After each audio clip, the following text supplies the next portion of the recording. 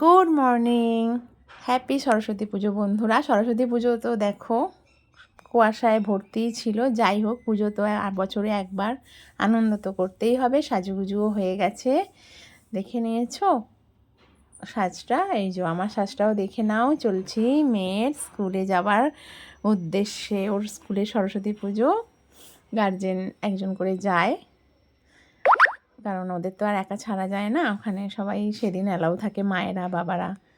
এই জন্য উঠে গেছি রেডি হয়ে, মা মেয়েতে এই পৌঁছে গেছি। এই দেখো ওর বন্ধুর সাথে ছবি তোলা শুরু হয়ে গেছে। এই যে আরও একজন এসেছে, সব ওর ক্লাসমেট। সবাই সেদিনকে রঙিন রঙিন সেজে খুব সুন্দর লাগছিল মেয়েগুলোকে। এত সুন্দর মেয়েগুলোকে দেখেই গেছি সারাদিন ধরে। আর ওদের স্কুলে সরস্বতী পুজো উপলক্ষে ফটো সেশন তো চলছেই। দেখো এই যে তোমার পেন্টিংগুলো বাচ্চারা এঁকেছে। এঁকে ওদের একটা প্রত্যেক বছরই থিম থাকে বন্ধুরা। এবছরেরও একটা থিম ছিল সত্যজিৎ রায়ের উপরে, তো ওনারই মুভিজ ক্যারেক্টার এই ছবিটি আমার মেয়ে এঁকেছে। হ্যাঁ, এই যে সোনার কেল্লা হিসাবে ওদের পুজোর প্যান্ডেলটা মোটামুটি করা হয়েছে স্কুলের ভেতরে।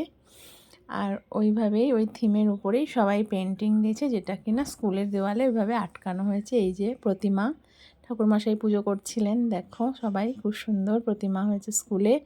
আর প্রতিমার মতন সুন্দর সুন্দর মেয়েরা চারিদিকে ঘুরছে। একটাই দিন। এই দেখো মেয়েদের হাতে বানানো রঙ্গোলি কেমন হয়েছে জানিও। এই দেখো আন্টির সাথে ছবি তুলেছে স্কুলের গেটে। এই যে আন্টির সাথে ছবি তোলা ম্যান্ডেটারি, তুলতেই হবে, কিছু করার নেই।